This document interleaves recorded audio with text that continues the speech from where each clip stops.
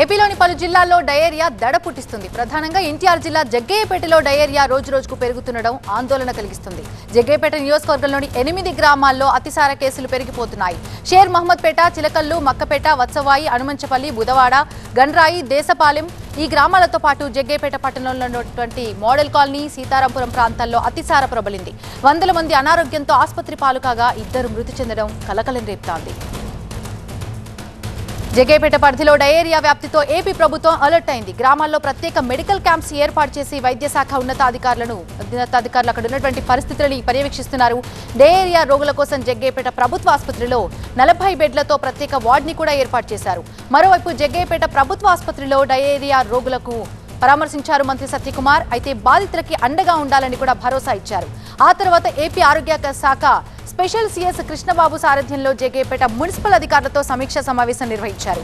Water samples ని సేకరించి ఎప్పటికప్పుడు టెస్ట్ చేయాలంటున్నారు మంత్రి సత్యకుమార్. వైద్యులు 24 గంటలు అందుబాటులో ఉండాలని ఆదేశించారు. IVF ఒక అధునాతన సంతానోత్పత్తి చికిత్స. అనేక దంపతులకు తల్లిదండ్రులు కావాలనే వారి కలను నెరవేర్చుకోవడానికి సహాయపడుతుంది. ఈ రోజే OSS ఫర్టిలిటీని సందర్శించండి. ఇక ఇదిలా ఉంటే ఏపీ వ్యాప్తంగా 8 జిల్లాల్లో డయేరియా బయటపడినట్టు వెల్లడించారు ఆరోగ్య శాఖ స్పెషల్ సీఎస్ కృష్ణబాబు. అయితే అతిసార వ్యాప్తికి తాగునీరు కలుషితం కావటమే కారణమంటున్నారు. వాటర్ శాంపిల్స్ సేకరించి ల్యాబ్కు కూడా పంపించారు.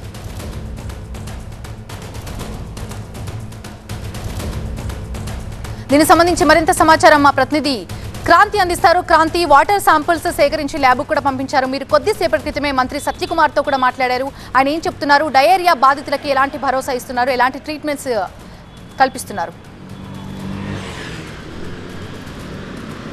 ప్రాథమికంగా ఇప్పటి వరకు అయితే నీటి కలుషితమే డయేరియా ప్రబలడానికి కారణంగా గుర్తిస్తున్నారు. ఏపీ వ్యాప్తంగా కూడా దాదాపు 8 జిల్లాల్లో ఈ యొక్క డయేరియా కేసులు రిపోర్ట్ అవ్వడం జరిగింది. ప్రతి జిల్లాలో 7-8 మండలాల్లో ఈ యొక్క కేసులు రిపోర్ట్ అవుతున్నాయి. దాదాపు ఇప్పటి వరకు కూడా వందల మంది ఆసుపత్రుల్లో చికిత్స పొందుతున్నారు. చాలామంది సీరియస్గా ఉన్నటువంటి పరిస్థితి కూడా ఉంది.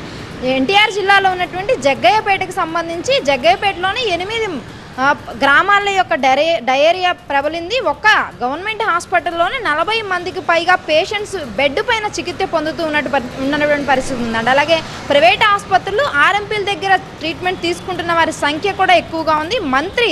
ఆరోగ్య శాఖ మంత్రి సత్యకుమార్తో పాటు హెల్త్ స్పెషల్ సీఎస్ కృష్ణబాబు కూడా ఇక్కడే ఉన్నారు. కమిషనర్తో సహా ఉన్నత స్థాయి అధికారులు మొత్తం ఎన్టీఆర్ జిల్లాలో ఉన్నటువంటి జగ్గయ్యపేటలో నుండి ఎప్పటికప్పుడు పర్యవేక్షిస్తూ ఉన్నారు. ఇప్పటికే 2 సార్లు రివ్యూ మీటింగ్ పెట్టారు. హెల్త్ శాఖతో పాటు మున్సిపల్ అండ్ అలాగే పంచాయతీరాజ్ శాఖకు సంబంధించినటువంటి అధికారులతో కూడా సమీక్ష నిర్వహించారు. ఇప్పటి వరకు ఉన్నటువంటి కేసుల సంఖ్య ఎట్లా ఉంది, అసలు ఈ యొక్క డయేరియా ఈ రేంజ్లో ప్రబలడానికి గల కారణం ఏంటి, ఇప్పటి వరకు ఎలాంటి జాగ్రత్త చర్యలు తీసుకున్నారు అనే దానికి సంబంధించి కూడా సమీక్ష నిర్వహించారు. అధికారులకు ఆదేశాలు కూడా జారీ చేసినటువంటి పరిస్థితి కనిపిస్తూ ఉంది. సో దాదాపు ఈ యొక్క నియోజకవర్గంలో చూసుకుంటే కనుక ప్రాథమికంగా చాలా చోట్ల వాటర్ లీకేజ్ పైప్ లైన్స్ అన్నీ కూడా దాదాపు 100 ఏళ్ల క్రితం వేసినవి కావడంతో ఆ పైప్ లైన్లో ఉన్నటువంటి వాటర్ లీక్ అయ్యి పక్కనే ఉన్నటువంటి డ్రైనేజీ వాటర్ కూడా మిక్స్ అవుతున్న నేపథ్యంలోనే వాటర్ పొల్యూట్ అవుతున్నట్టు కూడా ప్రాథమికంగా గుర్తించడం జరిగింది. ఎన్టీఆర్ జిల్లాలో ఏదైతే వాటర్ ట్రీట్మెంట్ ప్లాంట్ ఉందో దాన్ని కృష్ణా జలాలు గత 3.5 ఏళ్ల క్రితం మళ్లించడం జరిగింది. ఆ ప్లాంట్ నుంచి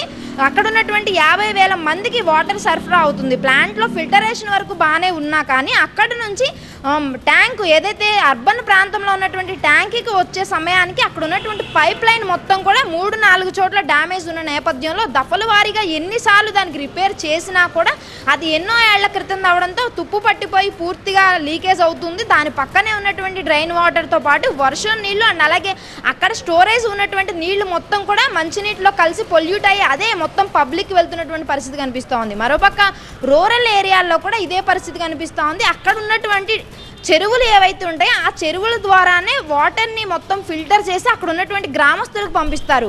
అధికారుల నిర్లక్ష్యంతో పాటు ప్రజల అవగాహన లోపంతో అక్కడ ఉన్నటువంటి చెరువులు పరిస్థితి మొత్తం కూడా అధ్వానంగా ఉంది. మొత్తం అపరిశుభ్ర వాతావరణమే కాదు, అక్కడ మనుషులతో పాటు జంతువులు అక్కడే ఉంటున్నాయి అండ్ అలాగే అవే నీటిని తాగడానికి ఉపయోగిస్తూ ఉన్నారు. పైప్ లైన్స్ అన్నీ కూడా పూర్తిగా డ్రైనేజీలతో పాటు సమానంగా ఉన్నాయి, లేదా డ్రైనేజీల్లోనే వాటర్ పైప్ లైన్స్ ఉన్నటువంటి పరిస్థితి ఉంది. సో ప్రతి ఇంటికి ఆ పైప్ లైన్స్ వెళ్ళడం, అవి అక్కడక్కడ డ్యామేజ్ ఉండి లీకేజ్ అయ్యి ఆ డ్రైనేజీ వాటర్లో కలిసి వెళ్ళడంతో రూరల్లో కూడా ఇదే పరిస్థితి కనిపిస్తోంది. ముఖ్యంగా రూరల్ ఏరియాల్లో 6-4 గ్రామాల్లో కూడా పూర్తి స్థాయి డయేరియా బారిన పడ్డటువంటి పబ్లిక్ మనకు కనిపిస్తూ ఉన్నారు. ఎక్కడికక్కడ ఆరోగ్య శాఖ అధికారులు మెడికల్ క్యాంపులు ఏర్పాటు చేసినప్పటికీ కూడా గత 4 రోజులుగా తీవ్రమైనటువంటి విరోచనాలు, వాంతులతో పబ్లిక్ ఇబ్బంది పడుతూ ఉన్నారు. దీనికి సంబంధించి అధికారులు ఎంత అప్రమత్తమైనా కూడా వాటర్ సిస్టమ్ అనేది ఎన్నో ఏళ్లగా మన వ్యవస్థలో మార్పు రానిదిగా ఉండిపోయింది. ఏపీ వ్యాప్తంగా అన్ని చోట్ల ఇదే పరిస్థితి కనిపిస్తుంది. సో ఈ సిస్టమ్ని ఇప్పటికిప్పుడు మార్పు చేయడం కుదరదు. కాబట్టి ఇలాంటి సమస్యలు వచ్చినప్పుడు, ఏదైతే సీజనల్ వ్యాధులతో పాటు డయేరియా వాటర్ సమస్యలతో పాటు ఈ యొక్క సమస్య వచ్చినప్పుడు అధికారులు పట్టించుకుంటున్నారు తప్ప మిగతా సమస్యలు వచ్చినప్పుడు ఎవరు రావట్లేదు అని చెప్పి ఆందోళన వ్యక్తం చేస్తున్నారు. సో ఇప్పటి వరకు అయితే వైద్యం అందించడమే కాకుండా మొత్తం నాన్ వెజ్ అన్నిటిని కూడా 2 రోజుల పాటు అమ్మకాలను నిషేధించడం జరిగింది. వాటర్ శాంపుల్స్ సేకరించి మొత్తం కారణాలను పరిశీలించే పనిలో పడ్డారు. ఆర్ఆర్ టీం కూడా దీనికి సంబంధించి సర్వే చేస్తుంది. మరో 2 రోజుల్లో పూర్తి స్థాయిలో పరిస్థితి కంట్రోల్లోకి వస్తుందని చెప్పి వైద్యాశాఖ అధికారులు అయితే చెప్తూ ఉన్నారు. Right Kranti, thank you Kranti.